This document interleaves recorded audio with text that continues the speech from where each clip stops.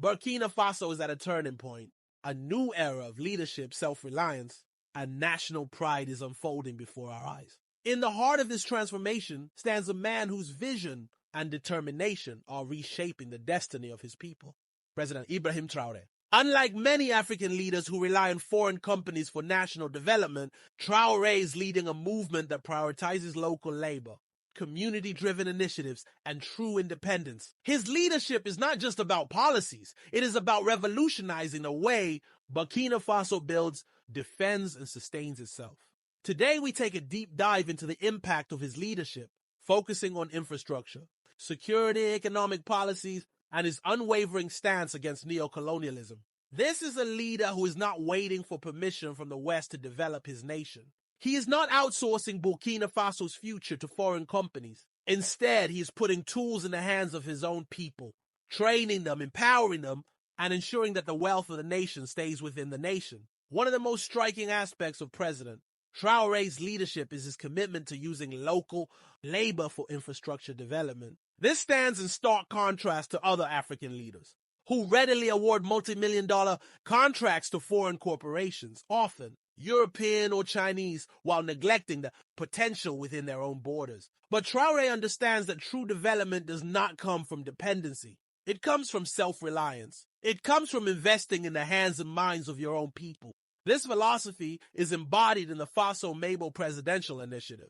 This groundbreaking program is designed to accelerate infrastructure development while ensuring that Burkina-based citizens themselves are at the forefront of the nation's progress. Instead of bringing in foreign companies to build roads, Traoré has mobilized local brigades to handle these projects. These young men and women are not just workers. They are the builders of a new Burkina Faso, literally shaping the roads, buildings, and bridges that will define the country's future. And this initiative is not just about construction, it is about empowerment. Under Faso Mêbo, 450 young people have been selected and sent to the VDP training center in Badnogo, where they are being trained to form a skilled brigade capable of handling major infrastructure projects. These young trainees are learning skills that will not only help build a nation, but will also provide them with lifelong careers. They are the new architects of Burkina Faso's progress. Trainees in the program have shared their experiences, highlighting how this initiative is transforming their lives. One trainee stated, "Before this program, I had no opportunities. Now I am learning to build roads, to work with my hands, and to contribute to my country's future." Another added, "We don't need foreign companies to develop Burkina Faso. We have the strength, the intelligence, and the determination to do it ourselves." President Traoré himself has emphasized the importance of local participation in national development. In his words, the future of Burkina Faso will not be built by outsiders. It will be built by Burkinabe hands. This is our land, our responsibility. What are your views on utilizing local labor for national development? Do you believe that this approach fosters greater national pride and economic growth? Share your thoughts in the comments below. While infrastructure and development are key, pillars of President Traoré's leadership, he knows that no progress can be made without security. The people of Burkina Faso have long been affected by insecurity, with armed groups seeking to destabilize the country. But under Traoré's leadership, the national response has shifted from reliance on foreign forces to building up the strength and resilience of the Burkinabe people. He is determined to ensure that his country can defend itself on the ground, in the air, and through strong intelligence networks. One of the first actions President Traoré took upon assuming office was to overhaul the security sector, focusing on creating a national defense force that is both well-equipped and deeply connected to the people. Through community engagement and military training, Burkinabe soldiers are no longer seen as outsiders in their own country, but as protectors of their own homes. The army is now intertwined with local populations, ensuring that security is not just the responsibility of the government, but of every citizen. President Traoré has also introduced a policy of strengthening local defense groups, empowering communities to take a more active role in their own security. These grassroots defense units, often referred to as Volontaires pour la Défense de la Patrie, VDP, play a pivotal role in safeguarding villages, tracking down insurgents, and collaborating with the military to protect Burkina Faso's borders. This is security in the hands of the people, a united front against external threats. Through his efforts, President Traoré has made it clear that Burkina Faso will no longer rely on foreign military forces for its defense. Instead, he is building a self-sufficient, resilient nation that stands firm in the face of adversity. The enemy may have the means to sow chaos, but the people of Burkina Faso now have the will and the strength to fight back, united in their cause for peace and sovereignty. What do you think about the role of local communities in national security? Can a strong local defense system help Burkina Faso achieve lasting peace? Share your thoughts in the comments below.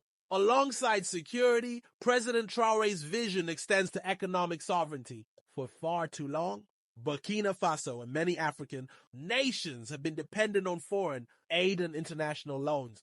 But Traoré is changing the narrative. His approach to the economy is centered on building a robust, independent system that is self-sustaining and driven by Burkinabe talent. One of the central tenets of President Traoré's economic strategy is the promotion of local industries, from agriculture to manufacturing. His policies encourage Burkinabe citizens to invest in their own economy, strengthening the nation's economic fabric, rather than relying on foreign companies to supply goods and services. President Traoré is fostering an environment where local businesses can thrive. By creating policies that support small enterprises, he is ensuring that wealth stays within the country, generating jobs and promoting sustainable growth. In addition to promoting local businesses, President Traoré has prioritized the development of key industries that are vital for Burkina Faso's economic independence. By investing in the country's natural resources, the government is increasing production and ensuring wealth extracted from the land benefits the people of Burkina Faso directly. The focus on sustainable mining, agriculture, and energy production is not just about growth, it's about self-reliance. Burkina Faso is no longer asking for handouts from the outside world. Instead, it is standing tall as a self-sufficient nation that controls its own economic destiny. President Traoré has made this clear, stating, "We must control our own resources. We will build a future where Burkinabe businesses are the backbone of our economy. We don't need foreign investors to develop our nation. We have everything we need right here within our borders, and we will use it to our benefit." What is your opinion on the push for economic self-sufficiency? Do you think investing in local industries is the right path to prosperity for Burkina Faso? Share your thoughts in the comments below.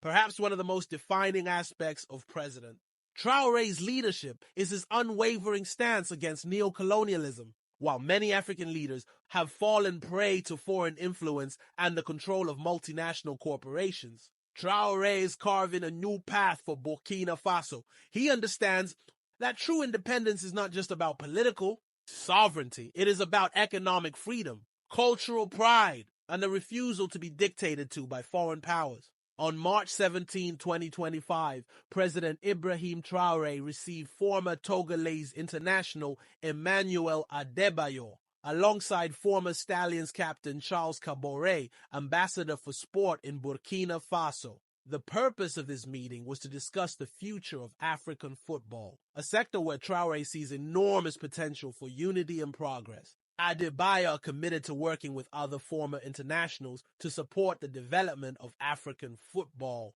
aligning with Traoré's desire to uplift the sport across the continent. As Adebayor put it, Burkina Faso is a brother country, a border country with Togo, and we must work hand in hand for the advancement of Africa and the promotion of African football. What are your thoughts on the importance of sports in uniting Africa? Can football be a tool for fostering collaboration and growth? Share your views in the comments below. This is the end of our program today. If you enjoyed this video, support me by giving a thumbs up. You always subscribe and share so that more people can see this video. Thanks for watching.